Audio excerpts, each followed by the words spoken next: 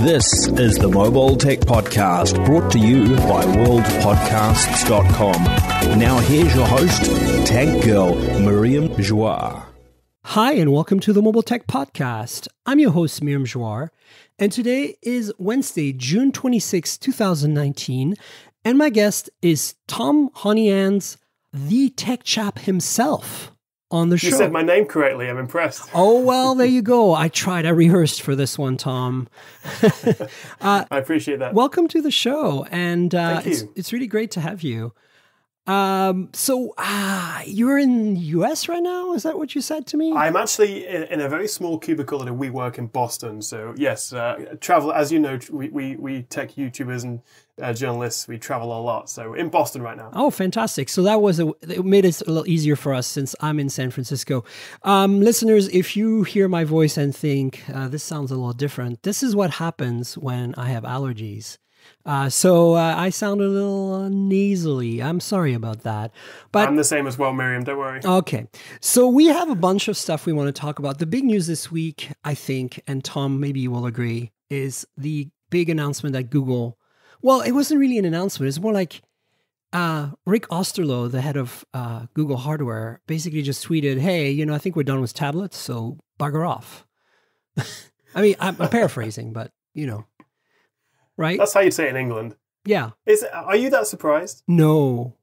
I have never been a fan of what Android's done on the tablet, Google's done on tablet side. It's a real shame. I mean, iPads are just ubiquitous for tablets. Android have tried, the apps have never been properly optimized. And while, Google Chromebooks are good, no one's bought their Pixel slates. The hardware was fine, I think, but I don't think anyone's going to be losing sleep over this. No, look, the thing for me is I'm a huge Chromebook fan. From day one, I was like, this is amazing. Like my background is, I came from, oh my God, I can rewind all the way back to the 80s because I'm old. But I had personal computers in the 80s, like Commodores and Apples and things, I never owned them. I had access to them. That's how I learned to become a nerd. And then decided, hey, I want to be a nerd, an adult nerd. Like I want to be a professional nerd when I grow up. And that's what taught me that. But then I switched to an Atari ST. That was my first computer that behaved like a modern computer with a GUI, with a graphical user interface. And from that moment on, I was kind of always looking for the next thing. And so I went to Windows, reluctantly, Windows, what was it? Before 95, 3.1, I guess, is the first version of Windows I really used. I think that's right. And I went from that to 95 to 98. I skipped ME. I went to XP. I stayed on XP kicking and screaming for a long time. Never really used 7 or 8, went to 10. But this is in parallel to that. I started using a Mac for work in the late 90s. So Mac OS 7.5, then 8, then 9. And then I never could afford a Mac. I could afford a PC, so that's why I had Windows at home. But I then switched over to Mac in the PowerPC days in 2004, 2003. So I was one of those early, Mac PC switchers. Yeah. And then I been using a Mac ever since. But at the same time, I've always, kind of played around with Linux because I used to be a professional developer. I made video games for a living. So having a Linux box around was always kind of a thing I wanted. And then at the same time, when Chromebooks came out, I was like, this is kind of exactly what I need because I just need a web browser. Like in some cases, right, for a lot of the work I do as a tech journalist, I just need a web browser. But I don't like at the time, tablets weren't really baked yet, The netbook revolution kind of happened in there in the middle somewhere, but it was a terrible experience because there's Windows. Yes, it was. Windows, but kind of crappy, cheap, but crappy. And so I never really kind of took off for me. I did a lot of hacking of netbooks, like adding touch screens and Bluetooth modules and stuff. And that's kind of how my reputation as a tech journalist started, by basically being a bit of a maker. And then I graduated to actually real stories and smartphones and stuff. But the point I'm making is that Chromebooks, when they came, I was like, this is the form factor I want. I don't care about a touchscreen. I want a nice screen, nice keyboard, nice trackpad, and a really good web browser. And the promise of, updates, being taken care of, security being taken care of was really, really compelling to me. So I've been a big fan of switching between my Macs and my Chromebooks all this time. And then... Right, and it's, as you know, it's huge with students because of the price. Exactly. It's incredibly good value for money. And it can also be a little bit more locked down. Yeah, no, absolutely. And then they made the Pixel book, or whatever, not the Pixel book, the Pixel laptop. And I wouldn't pay for that one. I mean, don't get me wrong, I would never buy one of those. But when I was given one to review or play with, I was like, oh, beautiful, man. And so from there on, I've been a kind of a Pixel laptop fan. So I got this next gen and I got a Pixel book. And so to me, when they announced the slate, this is all leading up to the slate.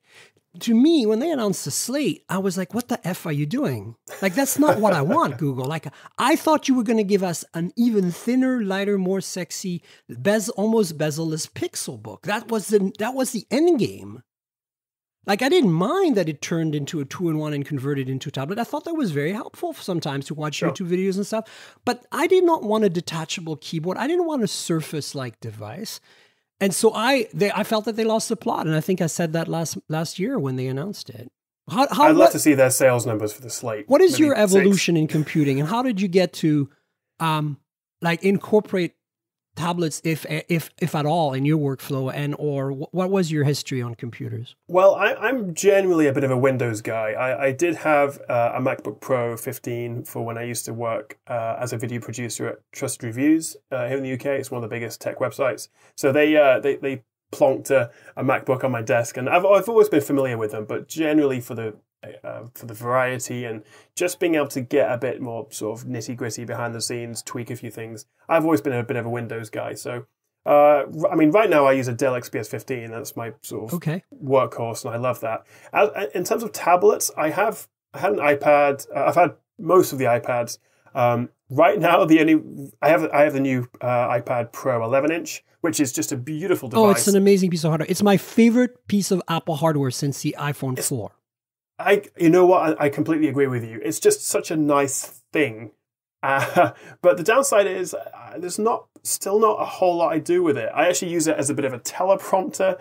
I reflect it off some perspex in front of my very cool my camera. And so when I've got a very technical review, I'll script it, put it on the prompter, and it's the most expensive sort of hacked teleprompter you can get. Aside from that, watching movies on a plane, although I don't, for some reason, as much as everyone loves the iPad, and with good reason, it doesn't have an AMOLED screen, does it? It's still LCD. No, but it's at high refresh, right? 120 hertz? It is, and I do love that, and I wish everything and was the colors refresh. are, I mean, the calibration is baller. Like, True, I mean, if you're a pro... If you watch... True, but if you watch a movie in a lower light room, the black bars of your movie are grey or dark blue. Yeah.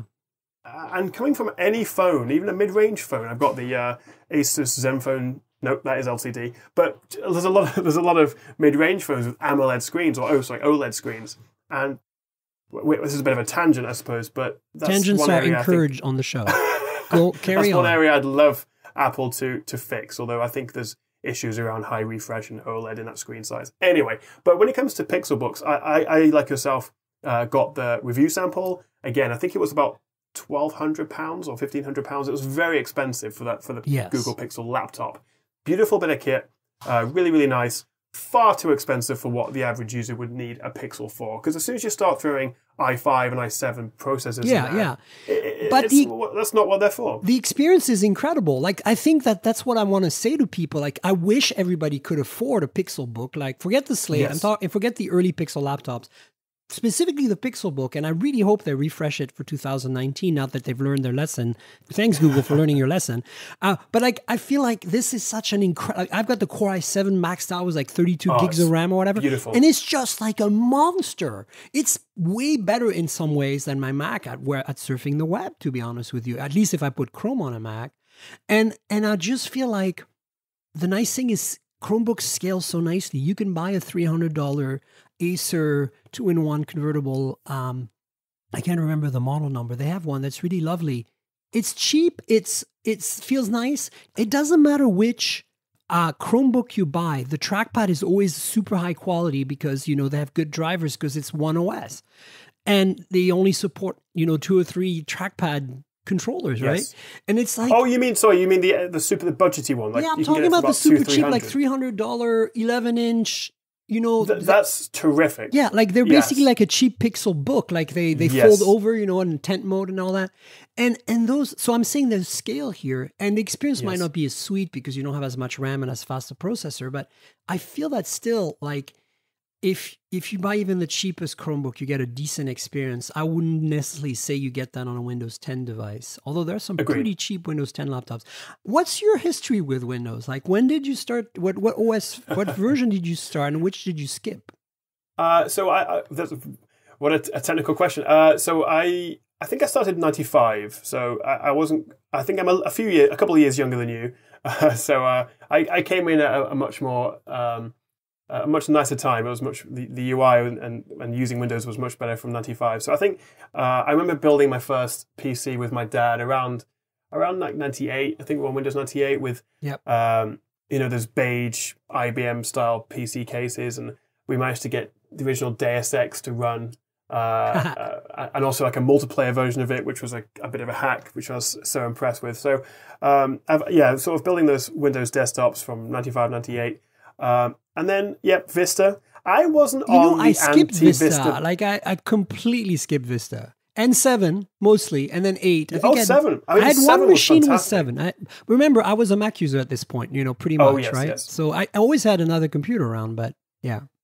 And I think in that period, Mac OS did come to the forefront, you know, as the creator and the more usable experience when you were dealing with the system hog that Vista was, with widgets and all that stuff. I think Windows 7 reset that, which was great. Windows 8 was like a more tablety experience, but not great. I love where we are now, to be honest. I think feel Windows 10 is really solid. I'm enjoying 10 significantly.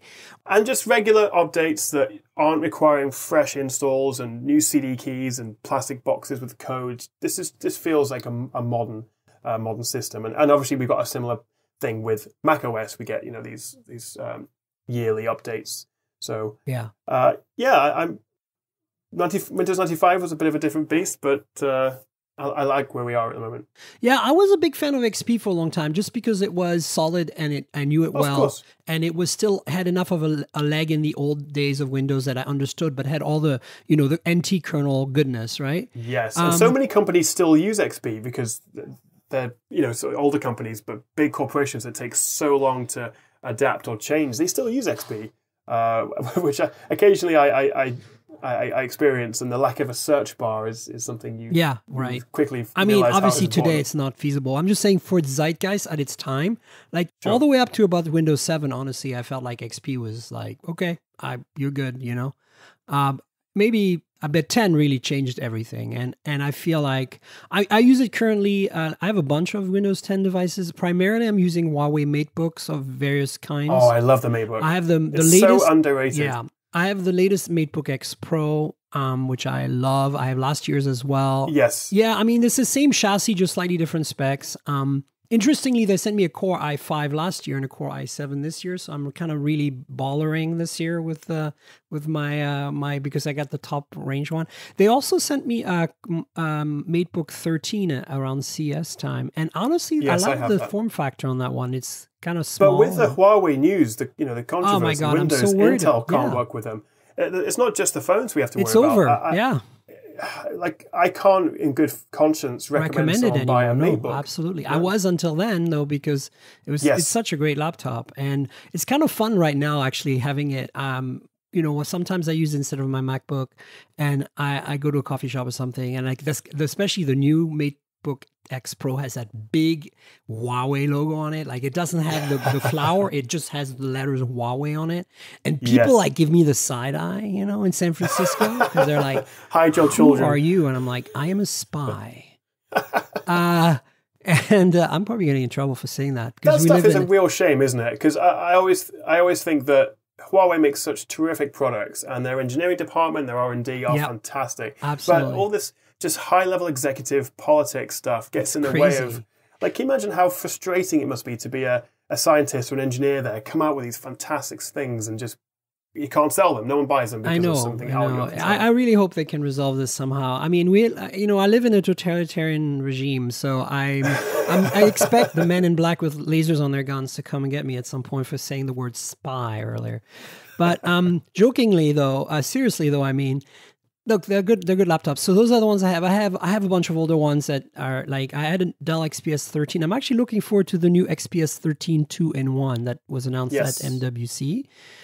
Not MWC, sorry, Computex. Computex, thank you. And you, you have XPS 15, but do you have like others that you use, like you take out for coffee and stuff? Coffee like dates was your favorite other laptop? I know exactly what you mean. Coffee dates for me are the MateBook X Pro 2, the same as you. Yeah. If I need to get some 4K editing done, I'll take the Dell XPS 15. Right. Although they actually are announcing they're going to be opening the orders to the 2019 one. 2019 one. You excited? This week. I am. Yes. OLED screen would be nice. 1650 Ti, I believe it is. 9th gen. Yeah. A bit of a spec bump, but there's also a new laptop I've just got in, which I'm looking forward to testing, called the Acer Concept 7D. Ooh. No, Concept D7. That's the right. And I think it's an RTX 2060. It's in a similar thin and light chassis like an XPS, all white. Acer showed it off in New York earlier this year. They had it at Computex. So that could be, and that's like a Pantone certified calibrated screen. So really, as I'm sure you've seen, there's a trend towards performance laptops for creators, not just gamers, which I love the idea of, because editing 4K videos and stuff is, I like a bit of a beefy PC, but not something that's a full gaming laptop. So XPS, Acer Concept D7, also like the Razer Blade series are fantastic. Yeah, that's what our good friend David Kogan, the Unlocker, my American brother, yes, David. Editing. People say we look similar, but I'm not sure. He's my American brother. I don't know how they get that wrong. Tall white guys. I told you about the Davids, right? When we were at Computex. Yes, the Davids. The 3 Davids. So that's sexy David is David Kogan, right? So you can't it's be a compliment. You can only be sexy Tom. Like it doesn't like there's no like maybe you're sexy Tom and that's why they're confusing the two of you. Well, I've got a face for podcasting. That's what I'll say. Right. So rolling it back into tablets and Google. I wanted to talk quickly about my iPad experience. I feel like I bought the first gen and I was like, it's amazing, but it's just an iPhone on steroids. Like it's big. Sure. And then of course I couldn't just, back then, I didn't have, there was a brief time when I worked at Engadget, like 3 years or so at Engadget in 2010 to 2013-ish, where I had a relationship with Apple. I was kind of the main point contact for Apple at Engadget. So obviously they would send me devices. So they sent me, I wasn't really covering the iPad because my mobile was my beat, like phones. So I would review all the iPhones for Engadget, but I did get an iPad mini Gen 3, I think, from them, or Gen 2, before they went Retina, Gen 2, I think. Okay. And that I played with that for a while, and then I haven't really had the budget to really justify buying iPads since then, but I've been coveting, I have to say, I've been coveting the Pro, the current gen, or the smaller one particularly. Because I feel the big one is a little too big. It's bigger than a 12-inch MacBook. So, like, why bother at that point? I love watching people on trains or planes or in Starbucks using that. It's 13 inches, isn't it? It's just ridiculous. And I have to say, look, I get it. Like, it's not for me, but I think if I had to recommend a tablet to anybody, it definitely would be an iPad and potentially an iPad Pro, especially with the iOS 13 improvements that are coming. Around mass storage and file management. iPad OS, yeah. Yeah, iPad OS, thank you. Good. It's called iPad OS now. Around these improvements, I would really recommend, like I've always recommended the iPad. In terms of tablets at Google, I played with all of them. They sent me a 10. I have a very good relationship with Google. They sent me the 10, the Nexus 10 back in the day. Too big. Oh, yes. Not so good, too big. The Nexus 7, awesome. I had 2 of those, the 2 gens. I loved it at the time. I love that. At the time, phones weren't very big comparatively to now in terms of screen size. So it was kind of like always in my bag. And if I needed to do a little bit more screen real estate with a mirror of my phone experience in terms of the apps installed, I used it for that. I used it like a big phone. It was 7 inches as well, I think. I think it was a great size. And then the 9 came out from HTC, and that was kind of meh. And then the Pixel C came out. That's one of the few that I never got, which was like this weird kind of convertible, kind of like, instead of having like this fabric magnetic keyboard attachment, it had like a metal magnetic keyboard attachment. And I never played with that one, so I have no point of reference. But they tried really hard. But I think Android wasn't really ready to be tweaked into something like it. I actually think Android today would be much better experience on the Pixel C if the Pixel C existed with modern hardware. And then, of course, then there was the Chrome tablets. I've used a few, and I don't like Chrome OS as a touch-based experience. It's kind of like Windows 10 as a touch-based experience. I like the fact that I have a touch screen, that I can reach to the screen and swipe up on a web page and it scrolls, that I can tap on a big link if I'm in tent mode in my kitchen following a recipe or something. But you use tent mode? I've always wondered who uses standard just to watch videos mostly. Okay. And I feel that on Chrome or Windows 10, I feel that having the touchscreen for these very kind of fringe cases is what I want. And I don't really feel like I need a full touch experience. I agree. So to me, that's my use case. And that's kind of why the Pixelbook was perfect. And that's why I am still mad at you, Google, for making a Pixel Slate and delaying us another year into our nirvana that is going to be the next Pixelbook. Well, I'm sure the bosses will be listening to this podcast. I am sure they will. They'll make some notes on You've this. listened and you've heard, Mr. Rick Osterloh. Yeah. So I don't know. Like, I feel like I'm not surprised this wasn't going to work out. As soon as I saw the Slate, I honestly wasn't impressed with the hardware. I mean, the screen is the resolution of the screen is the thing that really stands out to me. But in terms of industrial design, it was very boring. I felt like the Pixelbook when it came out was a unique industrial design. It had that squarish, slim, like with those kind of rubber finish on the palm rest. It wasn't perfect. There were some issues. It gets dirty, for example. But I still felt that they kind of had a unique pixel-like user experience in terms of design. Yep. And the Slate just felt like a blob of a tablet. It's like, we want that tablet to melt away in the background and disappear. We don't even want you to feel and know you're touching hardware. And I'm like, I hate when companies do that. Like I love when companies do understand that their software experience is the most important part, but that the hardware makes that software experience better. And so the hardware better be delightful. It's like, do you want to wear a generic crappy looking watch on your wrist? Do you want to drive a blob of a generic car? No. You buy cars and you buy jewelry and you buy personal electronics in part because you want to make a statement, because of your personality, because you want to express something. And I feel that having a blob of a device doesn't really help you with that. That's a good point. Although you could argue it's just pure function of a form, which is quite nice. But I agree with you. It doesn't stand out. Look, even the Surface, I love what Microsoft's been doing with the Surface lineup. It's not for me, but I appreciate what they're doing. Sure. I think that my favorite Surface device of all time, to be honest with you, is the Surface laptop. I know it goes against everything. With the Alcantara keyboard? Yeah, because, well, that's a bit of a miss in my opinion, because it's not going to wear out very well. Although my review unit has worn out pretty well, and I've used it a lot.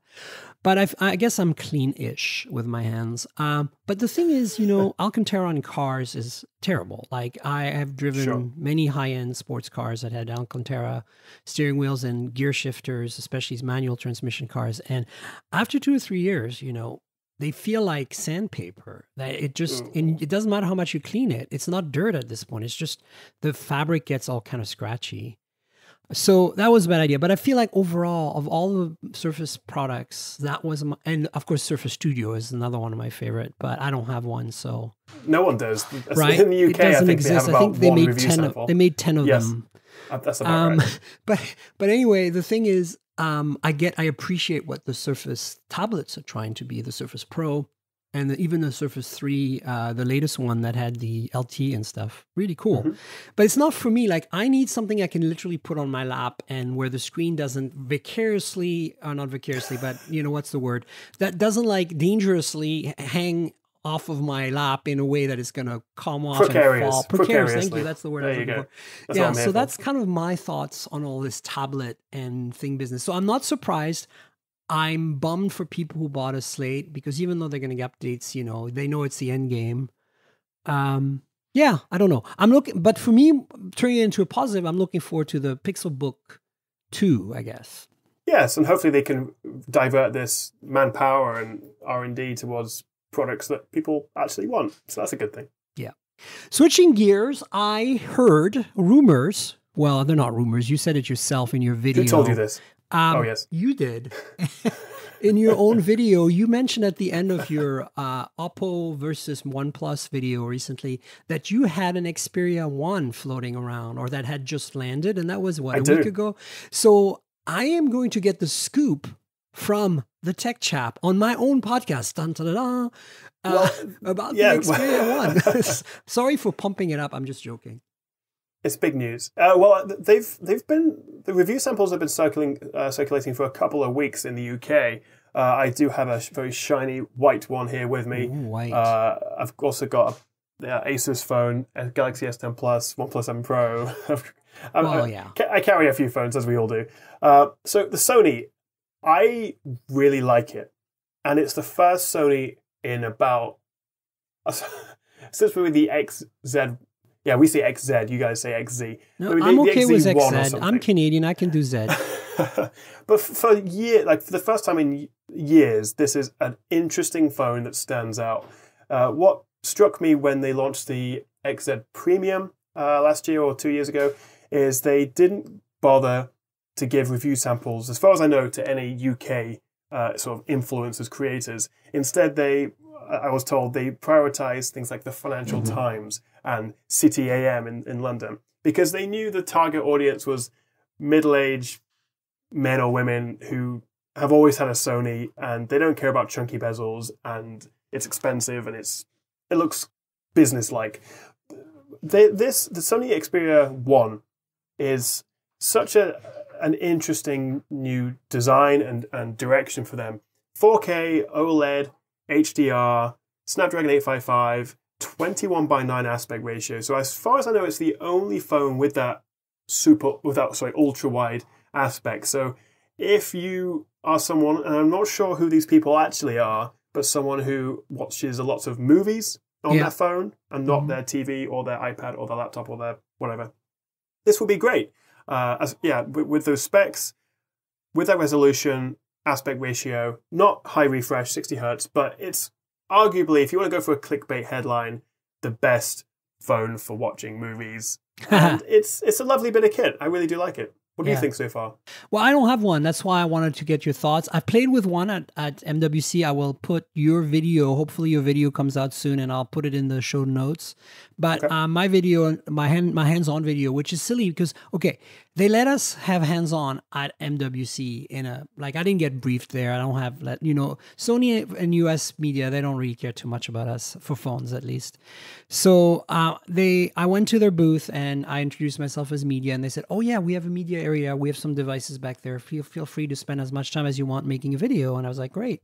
So I go back there and I set up, and I realized that the phones will turn on and off. The screen will turn on and off, but that was it. That's it. There's nothing. Exactly. Nothing displayed on the screen, 10. No user interface, nothing. Yeah, which is so frustrating. My viewers thought I was, effing with them, that I was showing them one of those, the screen is painted on, like plastic prototype things, like the ones that display models. And I had to turn on and off the power a few times in the video to show, look, this is actually, maybe it's just a backlight, but it's there. And I could not show them anything except for the industrial design, which I think is delightful. I honestly have always liked the angular Sony design. Like Razer tried to do it, and the Razer phone kind of came from an acquisition of the Nextbit Robin, right? And the Robin, the industrial designer, was the guy who did HTC, Scott Croyle. He lives in San Francisco here. And Scott did the industrial design for Nextbit Robin, which I thought was delightful because of the colors. And at the time, it's kind of like was this unique thing. Then Razer took it and Razerized it, as I'd like to say, like turned into like Darth Vader stealth and made it uncomfortable bomber-looking thing. Yeah, and it looks ugly as hell, and I don't think it's very beautiful. Yes. But Sony somehow always I like square phones, but only from Sony somehow. So I think this is the Xperia 1 to me is a culmination of Sony's design language, especially since there's so little bezel. It finally looks right. Yes, I mean there's still some bezel there. It's still there is, but you know they've always had a tall aspect ratio on their phones, the physical design of them. Right, so it's much actually, as well as being 21:9, it's narrower as well. Yeah, you always had those terrible bezels because they had such tall phones, and now it's a little more proportioned, I think. But what's got me really excited, and I want to hear your take on this, because you know I'm a mobile camera crazy person. I do. And so here's the thing about Sony is that they make the sensors for most smartphones out there, like the IMX586, that's ubiquitous 48 megapixel sensor that's on everything. That's a phenomenal sensor, right? It's amazing at the price point. And yet they have OIS on those things and everything for their customers, for the Samsungs and the Huaweis and the other companies of the world that they sell this to. But for some reason, every time they made a Sony Xperia in the last few years, I believe that this Xperia 1 is the very first phone ever made by Sony, ever, with OIS. And that to me is insane because, like, why? I guess they didn't want to, like, they're worried about their camera division and they don't want to step on it or something. Could be. I have no idea, but that's a great question. Why? But, so what's the camera experience like? Is it any good? It is good. Funnily enough, yesterday I took it around Boston with the S10 Plus. I'm working on a camera comparison as well. I also know Supersaf TV in the UK has made a comparison. So if mine's not out, I recommend his. I love that guy. But first impressions are it's good, but not as good as the S10 Plus in a simple comparison. There's no stabilization, or at least no good stabilization at 4K or video. Yeah. So you're still on 1080p 30 if you want stabilization. Low light is the dynamic. It doesn't handle the dynamic range anywhere nearly as good as the S10. I'm just using that as one example because I haven't. I mean, the S10 is a solid reference. If you can't match the S10, you're in trouble, right? I think to me, the OnePlus 7 Pro matches the S10 in many ways. With updates, yes. Right, with updates. And I feel like that's kind of the bar now. If you are below S10, you're not a flagship. If you're above S10 or equal, you're a flagship. I agree, and I think the iPhone and the Pixel do in many ways beat the S10. So there are options out there, but so the Sony is good. I mean, as soon as you put things side by side, which the average person is not going to do, as long as it's 95% as good, then fair enough. But for the price, and it is I believe it's £900 in the UK, so it's a flagship price. The X1, it doesn't hold up the camera. It's not. That's so quite disappointing. Good enough. Like I wouldn't say it's disappointing, but it should be a little bit better. It's still good, but not great. And maybe like we saw with OnePlus, we'll see updates to improve this. And that's so interesting that we talk about software. And I think maybe we'll talk about this in another section of this podcast. But as you say, the ubiquity of that 48 megapixel IM586 sensor, but just how different it can be based on software processing. Yep. The Oppo Reno, the OnePlus 7 Pro, both have the same sensor, same megapixels, I believe, but quite different output, quite different shots. So, and as we've seen from OnePlus, Google, the processing and the software makes such a difference. And so it's hard just to look at a spec or a spec sheet and really get an idea of how good a camera is going to be. For sure, absolutely. So this has 3 cameras. It has an ultra-wide tele and a regular, I assume. Correct. Okay. Is the tele 2 times or 3 times? It's 2 times. Okay, so it's kind of like last year's setup or the Galaxy S10 setup. Yeah, so no crazy 5 times optical or 10 times hybrid. Yeah. Basically, I mean, wait, the 7 Pro is 3 times or 2 times? I believe it is 3 times. Yeah, I it's think like fake, technically though, right? it's 2.2 times with a bit of crop, but now. Whatever. That's why I'm confused. OnePlus.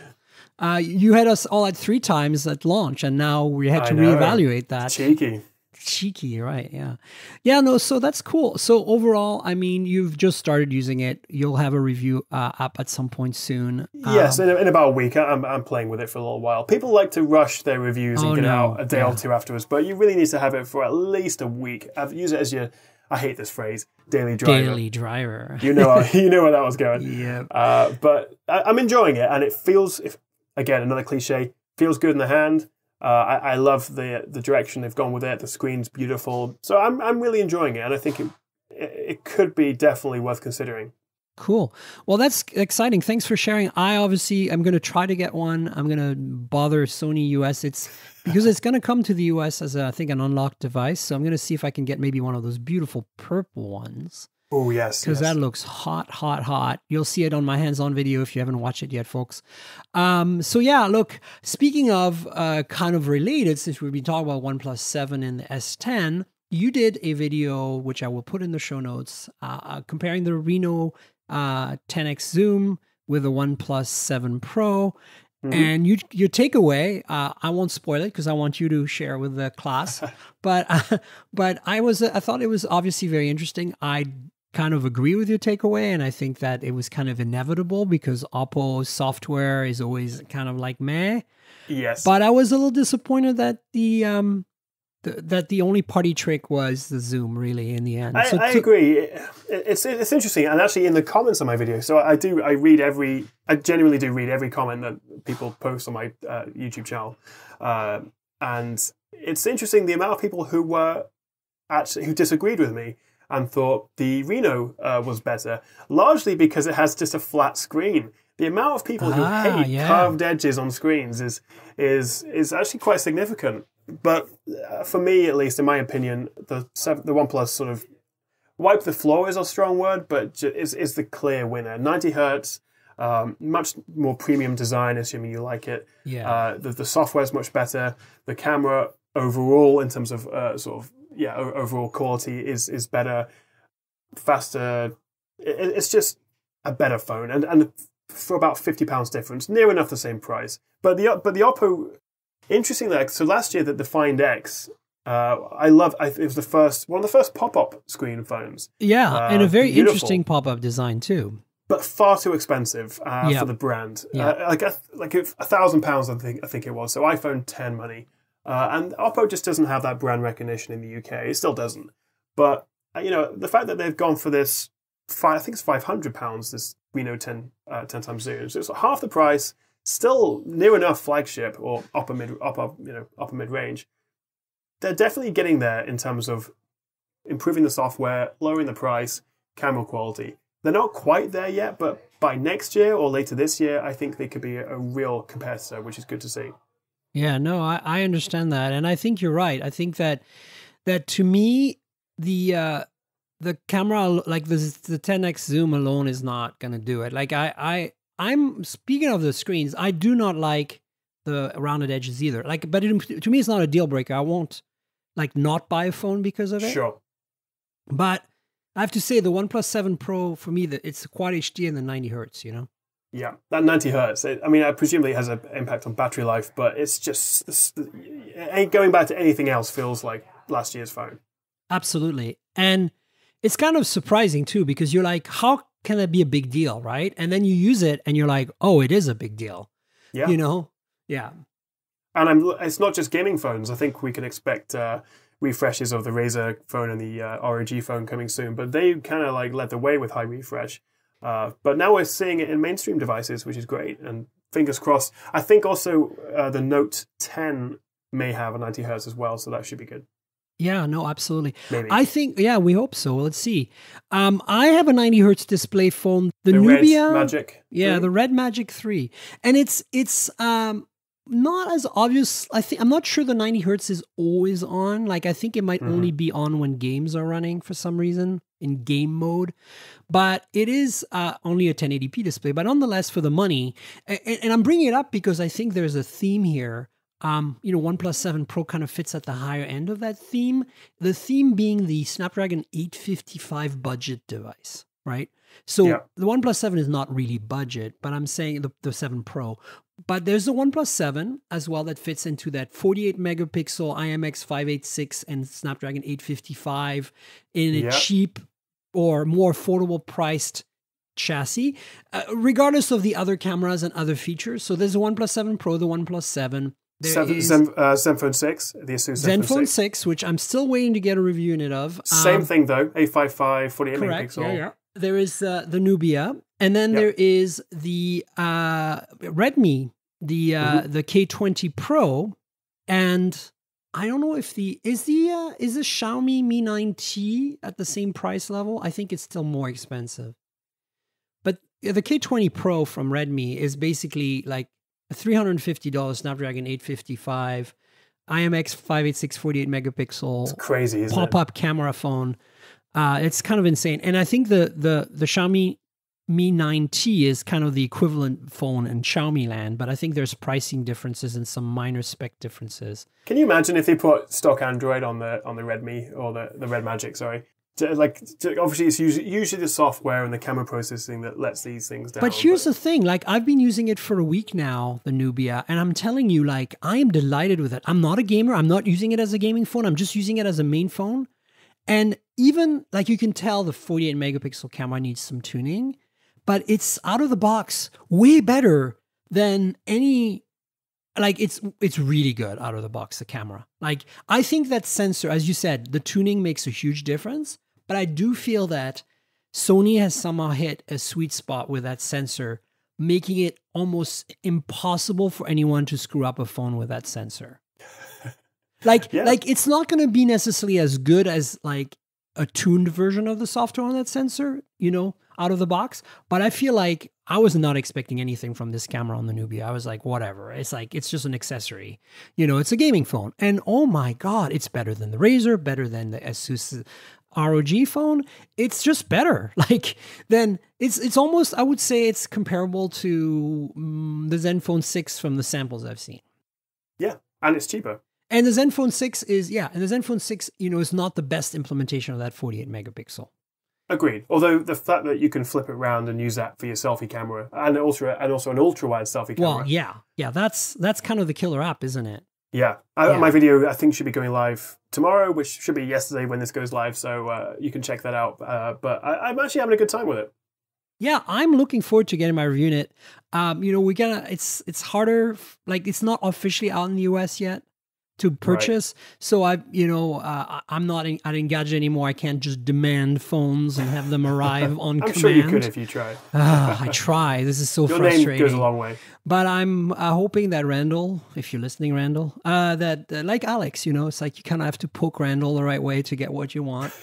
Ooh, that sounded terrible. But anyway, Randall hopefully will hook me up with Zenfone 6 very soon because I want to cover it for you folks. I think it's pretty interesting. I think this whole universe of, and that's kind of why I'm bringing it up. There's this like kind of magical little universe of Snapdragon 855 IMX 586 48 megapixel phones out there that is spanning that $350 to, you know, $700 range, and that brings all kinds of goodness to the table. Yeah, absolutely.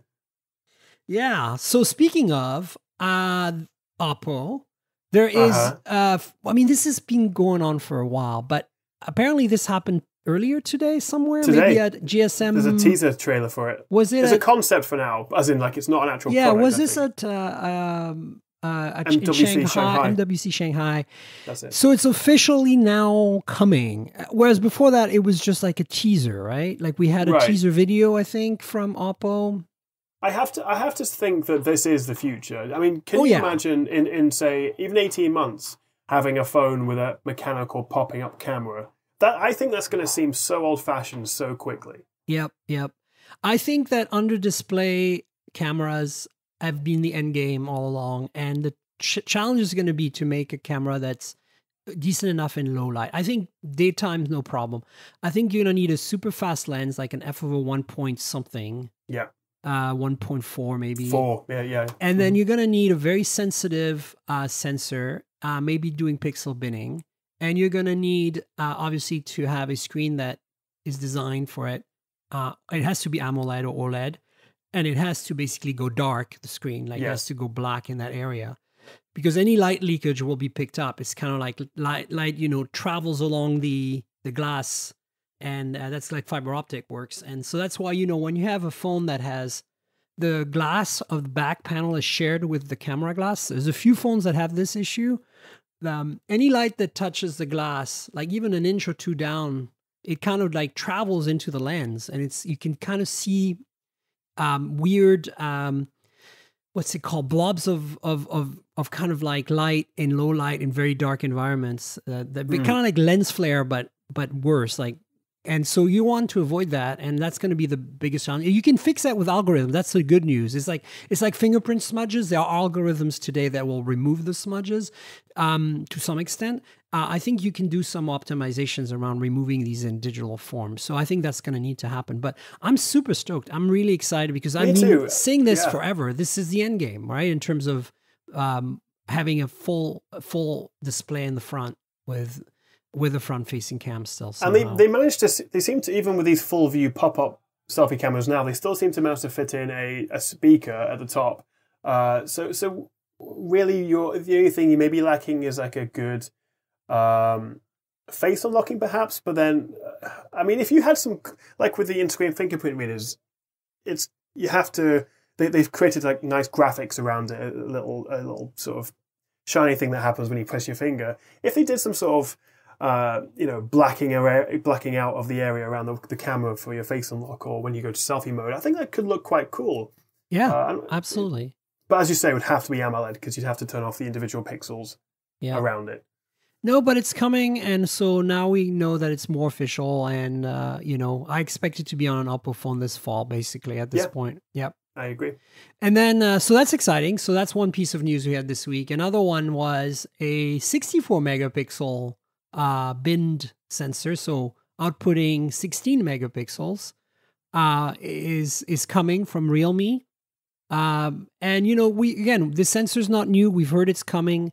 I think it's made by Samsung. It's a Samsung sensor, a GW1, I believe. Yes, something like that. And so, what is your take on that? Do you think that's kind of just like I mean, I'm not convinced that more than like a final picture that's more than 12 megapixels on a phone is really necessary. Right. And for a while, we had 16 megapixel sensors all over the place, and they kind of sucked compared to their 12 megapixel counterparts because the 12 megapixel ones had bigger pixel sizes, right? Bigger individual pixels. Right, so I'm wondering so if that's the same issue here. They're going for the numbers more than the actual performance. I thought we'd got past this, the megapixel wars. I thought we'd moved on about 4 years ago from this, but it seems not. And you're right. It's the equivalent. It's going from a bin down 12 megapixel to a 16 megapixel with roughly with this new sensor. So they say you'll get the same sort of low light performance as a 48 megapixel Sony IMX586, but just high resolution.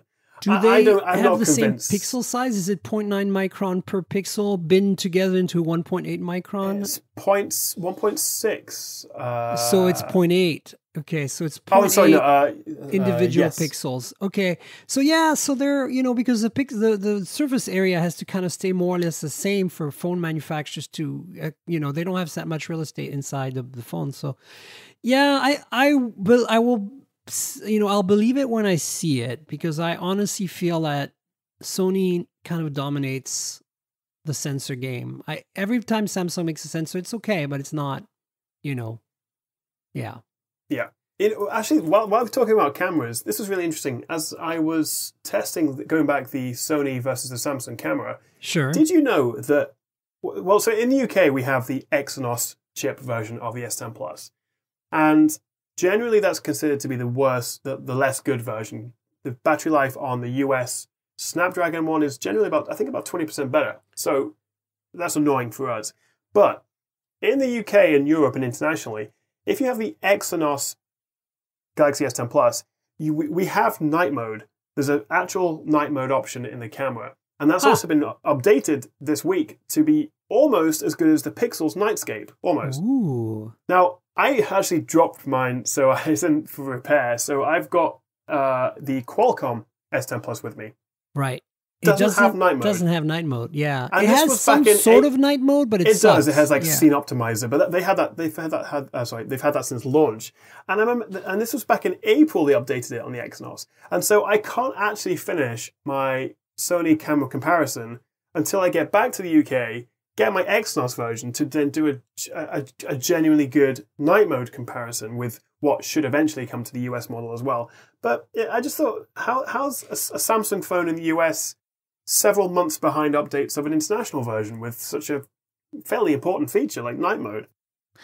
Because, complacency. It's like, I mean, it's such an overwhelming majority of Galaxy S and Notes and and iPhones here in the US. Like if you look around, right? I'm sure you've noticed.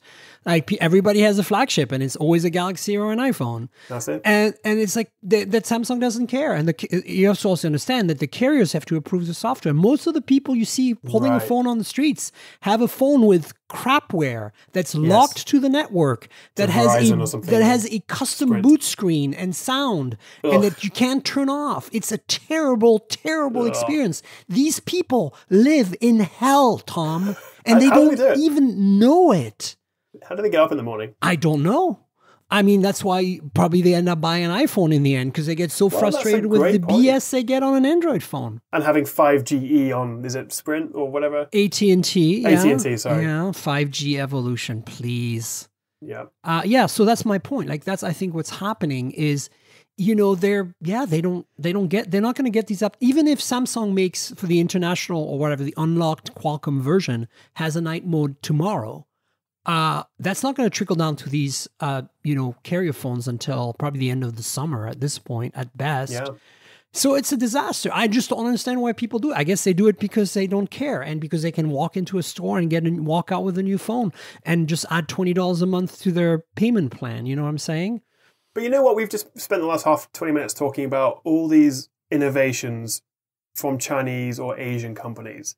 We haven't mentioned Apple or Samsung or I'm trying to think who else really. but we're talking about in-screen cameras, new high megapixel sensors, a bunch of stuff, and they're all coming from these relatively unknown Chinese brands, and they really are pushing the boundaries, whereas we're getting complacency in a lot of areas from the likes of, I appreciate Samsung's Korean as well, but from the big names out there. Yeah, no, I agree. And I think this is why it's so disappointing to see what's happened with Huawei and the US politics, because Huawei was the biggest innovator of them all, in my opinion. They still are, but now their hands are tied and they can't do anything. So it's stifling innovation. That's what bothers me the most. I mean, there's so many things that bother me. As I said, I live in a freaking authoritarian regime, and it just drives me nuts on so many levels as an individual. But at the same time, when I see this specifically, applying to my passion for mobile technology, it's such a destructive thing, because Apple is always super complacent. Like the only innovative phone that, in my opinion, has been the iPhone X. That was a milestone. That was a significant push forward. And it was the first time they pushed forward since the iPhone 5S, I would say, because that's when they introduced Touch ID, which was the first proper implementation of a fingerprint reader that worked well. And then before that, the iPhone 4. To me, that's it. There's the original iPhone, the 4, the 5S for the fingerprint, and then the 10. Anything in between is just boring. It's just evolution. It's just rinse and repeat. And that's sad, right? And I know they can do better, but with Tim Cook at the helm, it's all about numbers. It's not so much about innovation anymore. And I don't want to say that, to spite them, because I feel like it's, look, the Mac Pro just came out, and finally something cool. Now I can't afford it. Oh no! But this is in like the iPad Pro last year, and then there's a few devices that stand out, like the original MacBook Air, the first MacBook 12-inch. This is what I want to see from Apple more consistently. And I know maybe it's a high bar to set, but I feel like they delivered in the past, and now it's just kind of like, whatever. And Samsung, they're only they were only pushing hard last year with the S10, or this year with the S10 and this and all that lately because of Huawei, right? I don't think and because they were losing ground in terms of sales in big parts of the world to Apple and to Huawei. And now they're like, we don't have to worry about that anymore. So let's just make some boring phones again. I'm really worried it's going to happen for I'm the not that excited about the Note 10 from what the leaks are. Although the Galaxy Folds should be coming out soon when they fix it. But yeah, I agree. My God, the Fold. Does that phone even exist, Tom? Was that a figment of imagination? It does feel like it, doesn't it? Because they've also delayed the Huawei's Mate X, I think they call it. I think it's the Mate X, until September. I just feel like it was a parallel universe, and we were like teleported to it for a moment, and then the parallel universe, like kind of like the Stargate closed, right? And the phone went with it. It's never going to come back. It just it feels like that to me. Yeah, it's so interesting. I want to round up the crazy crazy Chinese phone news, and then maybe talk about 5G a little bit because I want to hear your thoughts on 5G in the UK. There's another couple of pieces of news here. Xiaomi has introduced yet another brand. So I feel worried. I'm kind of worried about that because how many brands does Xiaomi have now? Redmi, Pocophone. Yep. We need a new Pocophone. The gaming brand, Shark something. What is it? Shark Skin? No. I'm not sure if I'm honest. There's too many. I don't. I might be wrong. It might not be Xiaomi, but I think they have a gaming phone model that's named something. Then there's the CC is a new one. So it's the letter C next to the letter C, like CC sub-brand. And so what's the shtick? Like, are they... So it's supposed to be camera and camera. So they're pushing for like a youthful audience. So it's a bit like Huawei has done with the Honor sub-brand. Got it. But I just, aside from the marketing and maybe putting more beauty modes in the selfie camera, I'm not sure how you really target phones to a youth audience. Generally, they want similar things. Everyone wants a good camera. Yeah, I mean, I find it I think it's very interesting and not necessarily in a bad way that these companies have created all these different sub-brands. Because I feel like, honestly, they seem to have their place. At first, I was very incredulous when I saw, these different brands, but now I kind of get it. Like Redmi is really pushing the price point, right? And then, you've got like, in BBK land, you got Vivo, Oppo, OnePlus. It's kind of interesting. Like, so I'm going to have a wait and see attitude on this, but I do also feel that, especially in the West where we're barely getting used to these Chinese brands, right? At least in Europe. It's kind of confusing, if anything, to have another brand thrown in. It's a shame to say it, but I bet a company called CC or literally anything that doesn't sound like a Chinese company with like Huawei obviously is a Chinese sounding name and brand. And I think that applies to Xiaomi. And I think the average consumer just has this probably inaccurate, probably wrong, but either way they have it, idea that Chinese equals spying or equals low quality or something negative, which is a real shame. But I think that's just how social media and fake news and blah, blah, blah is portraying them. So I think to have like Honor or CC in the UK and Europe probably would do better than saying, have you got the new Xiaomi? And how do you say it? Yeah, right.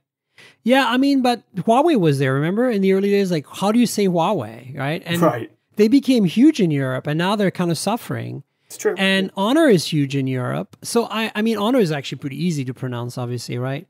Because they've created it specifically for a Western audience. Yeah, for sure. But I think it's interesting to me how... these brands, I think this is really more of a play in China, obviously, right? I think so. Yeah. Yeah. It's good. Yeah, we'll see what happens. You'll see what happens. The more phones, the merrier is how I see it. No, don't say that. We've got too many. Like, I know. I just have to kind of skip over some phones. Sadly, it's kind of hard, but There's I have not to. enough hours in the day.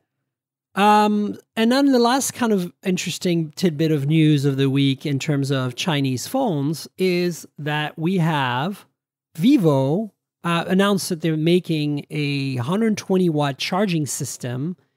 That's a lot of watts that can charge the entire battery from 0 to 100% in 13 minutes. I would love to see how long this battery lasts, because that's the problem, isn't it? It's like the faster you charge it, generally that can degrade and damage so here's the interesting thing. Tesla supercharging works pretty much the same. Very, very high speed charging at a much larger scale, right? With a much larger number of cells to balance and stuff.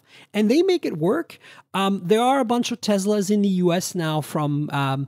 fleets like limousine companies, etc., that have 450,000 miles and are only on their second pack. Like Tesloop is one of the companies in Southern California that is like one of those limousine services for using Tesla as they shuttle people to and from airports and kind of like an executive kind of setup. And they actually have shared with the community of Tesla enthusiasts. I know this because I'm a Model 3 owner myself, so I kind of follow the Tesla universe. I'm so jealous. That they've shared that the battery degradation on their cars before Generally, the battery fails for something completely unexpected and unrelated, and Tesla covers it under warranty. But most of their battery packs have lasted at least 200,000 to 300,000 miles, with only a degradation of 80%, in the sense that 80% was the battery capacity at the end of the life of the battery. Now, this is supercharging 3 or 4 times a day, right? So I'm not convinced. Like, what I'm saying is that it certainly is not going to last as long as you delicately charging a battery slowly, right? That is a given. That's science. But I think that it's interesting to see. Of course, on a phone, you don't care either because it's going to last 2 years and be obsolete. But it's interesting. It would be interesting to see how much actual degradation do you see with this. I'm not convinced you would. Because what's the current fastest? Is it Huawei's 40 watt? No, I think there's higher than that. I think somebody's done 50 or 60 watts now. Okay. Let me think. One of the Lamborghini phones from Vivo, I want to say, had a 60 watt charging, maybe. Right. Oh, wait. The Oppo something Pro. Trying to remember the name. I have it. There's some fast Googling going on here in the background. Yeah, we need to do some fast Googling. But there's an Oppo phone that I received recently that came with a massive 60 or 70 watt charger, and it charged super fast. I love that. With the latest VOOC. Oh, yes, VOOC, yes. VOOC. And so this is kind of the same, Oppo and Vivo obviously are sister companies. So this is kind of Vivo's next, let's push it even further kind of thing. And 13 minutes for full charge. So look, I think it's kind of silly in many ways. You would never, first of all, discharge your phone fully. Secondly, you would never want to fully charge it necessarily, right? Like usually you plug it in during the day for a boost. And then if you plug it in, it does charge in 13 minutes fully. Like, why would you leave it plugged in overnight at that point, right? Like, why don't you charge it while you're in the shower in the morning? I think it changes the game of when and where you charge. I feel that with my OnePlus 7 Pro, I still plug it in at night in the evening, and usually I plug it in, and like by the time I go to bed, it's like at 70 or 60% because I don't use it as my daily drive. It's just in my pocket. I use it a little bit, and it's maybe at 80% or something. I plug it in, and then by the time I come back from brushing my teeth, it's back at 95%, right? And I'm like, should I leave it plugged in overnight, or maybe I should just plug in every other night? Like, I'm trying to wondering if this habit we have of plugging our phones at night is required I do the same anymore. thing, and you might be right. I have not thought about it, but yeah, probably not. It's probably not good for it. Although I presume it just cuts out at some point, but if it keeps trickling the top up from 99 to 100, 99 to 100, then that's probably not great, but we'll have to see. So from what I hear from like, for in the Tesla universe, for example, they always say that it's better for the battery to be charged slower. So if you can do slower charge, it's better. But they also say you never should charge more than 90%. And on the Tesla, you can set the percentage, right? You can say I'll stop at 90% or stop at 95 or stop at 85. You can even stop at 50% if you want. I do a lot of long distance traveling because I have 2 residences. I go between San Francisco and Portland. It's about 635 miles, and it takes me 3 stops at superchargers with a range of 310 miles, which realistically ends up being a 250-mile range because I drive fast and I have air conditioning and all that other stuff. So basically I stop 3 times, and I charge for about 40 minutes, 45 minutes each. And I never really set it to 100. I set it to maybe 95 for the supercharging. And then when I'm at home, I have it set to about 90 or 85. And I kind of find that I recoup the little bit of driving I do for daily chores, which is generally 10, 20 miles a day. I recoup that by just plugging in a regular 110 volt, like the cheapest, simplest socket. And so it's very slow, but it recoups that in the 6 or 7 hours that I sleep. So it's actually very interesting because I think that's probably the healthiest for the battery.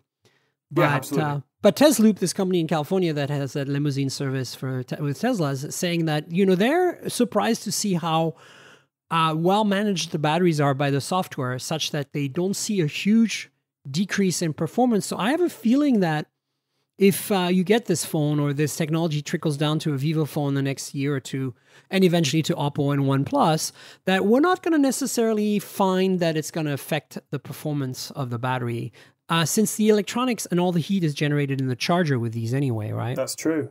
Yeah. So it'll be interesting.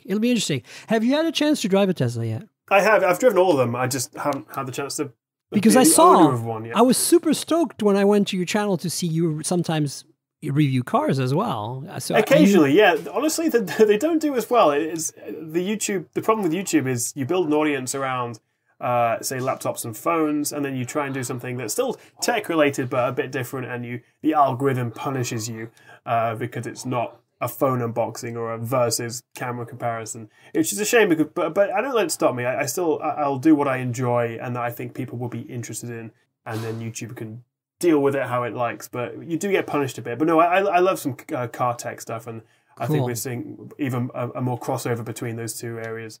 So I agree. I hear from other creators it's hard to make money on the car stuff. So yeah. One last thing before we go is 5G has finally launched on T-Mobile USA. And as you know, I'm a big fan of T-Mobile. I'm a customer. I'll admit I'm maybe biased here.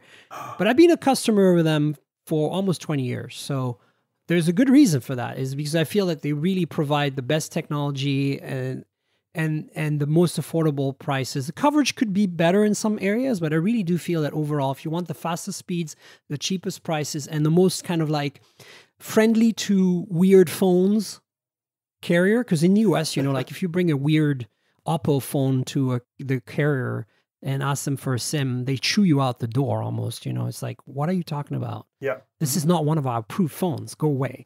And I'm like, no, they're not like that. T-Mobile is super, super cool. And they have a great CEO. John Ledger is a really fun guy. I met him in person a few times. Now, so it's not hard not to like them. And apparently they treat their people really well too as employees. But good. The reality is that they finally launched 5G. It's millimeter wave in 6 markets. I can't remember all the cities, but LA is one of them if you're in LA.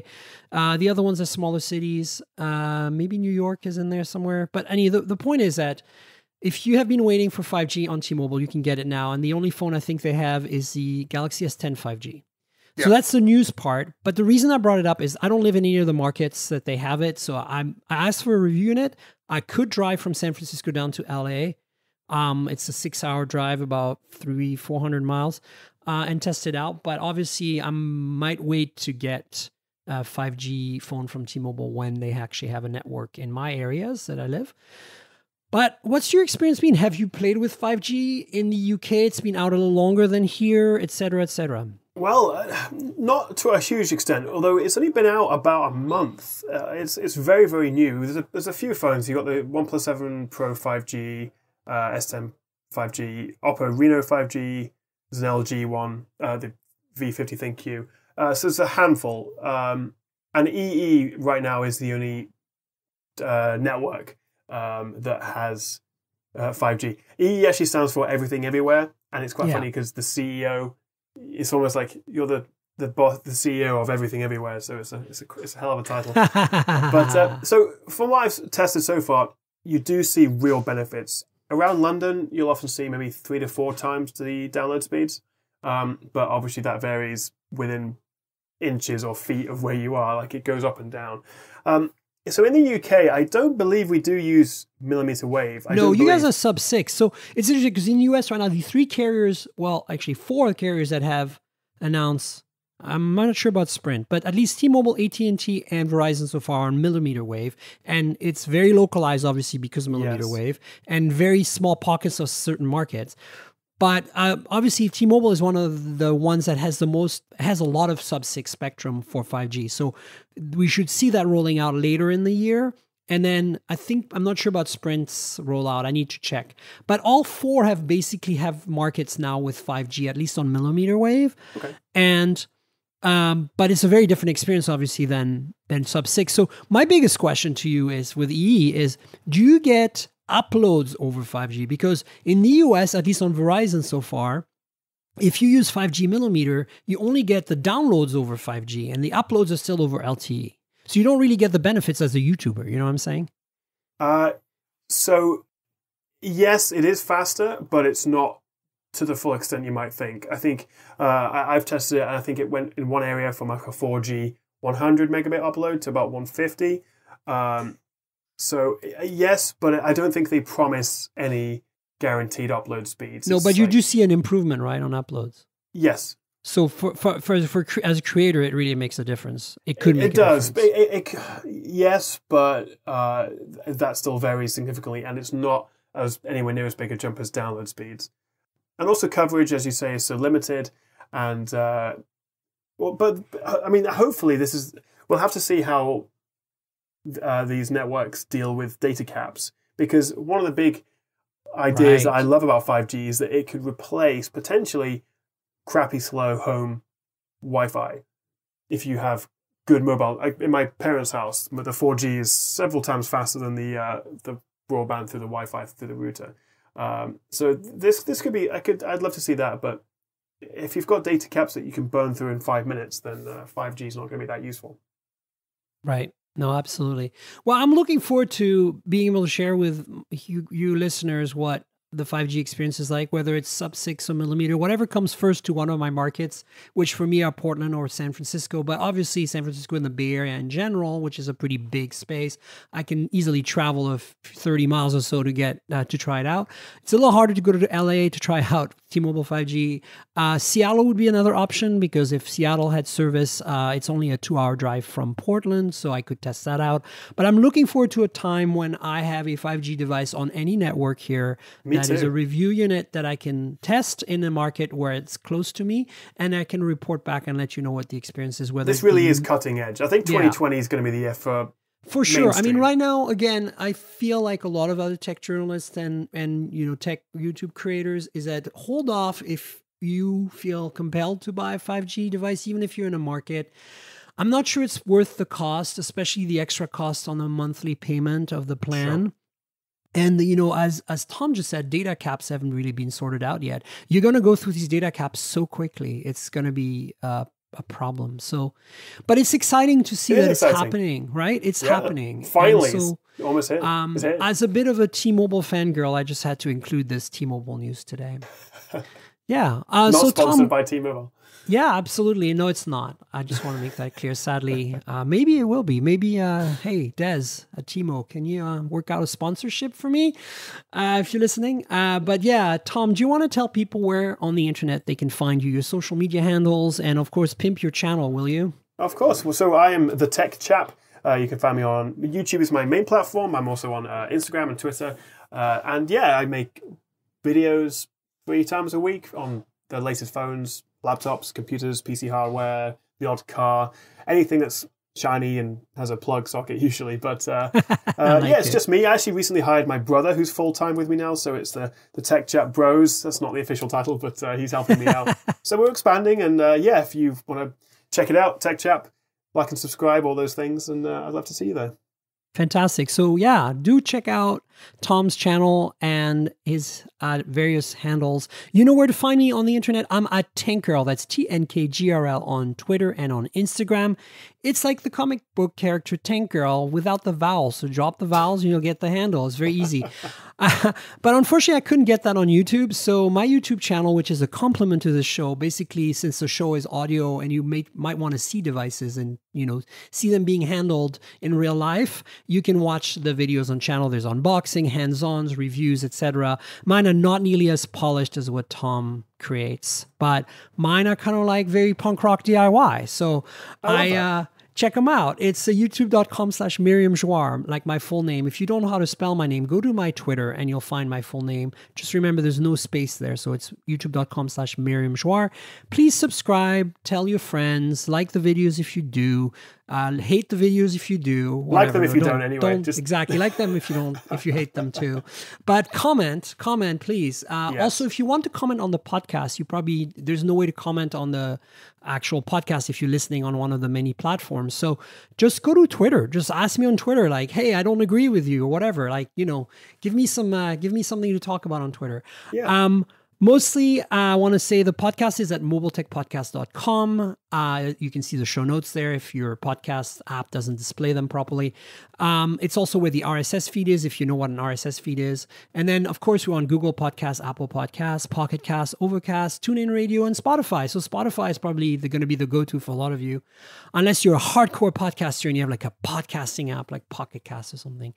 But I want to thank our sponsor, Audible. Audible.com is where it's at for audiobooks. If you love books and you maybe can't read them because you're driving all day, you're a delivery driver or something. That's always my go-to example. But maybe you are traveling or something and it's not convenient for you to read because it's too dark or whatever. Audible. Audible.com is where you're going to get your books, your fix of books. They have a great selection. They're affordable. They're pretty awesome folks. And they've been a sponsor for a long time. So if you support them, you'll support me.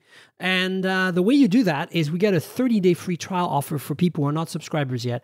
So go to audibletrial.com/mobiletech. That's audibletrial.com/mobiletech. It's also in the show notes. And you can get you started with Audible for free for 30 days. So check it out. And again, the selection is amazing. My favorite part is that the authors often read their own books. And that's really cool because you kind of really get into their mind, basically. Get into their brain. Yeah. So audible.com, thanks so much for sponsoring us. And Tom, thanks so much for being on the show. That was a really good time. Yeah. Let's do it again sometime, will you? Yes, please. Awesome. All Sounds right. good. Well, stay tuned, folks, for another show next week, and we'll talk to you then. Cheers, everybody. This has been the Mobile Tech Podcast with Tank Girl, proudly presented by worldpodcasts.com. You can visit us online at mobiletechpodcast.com.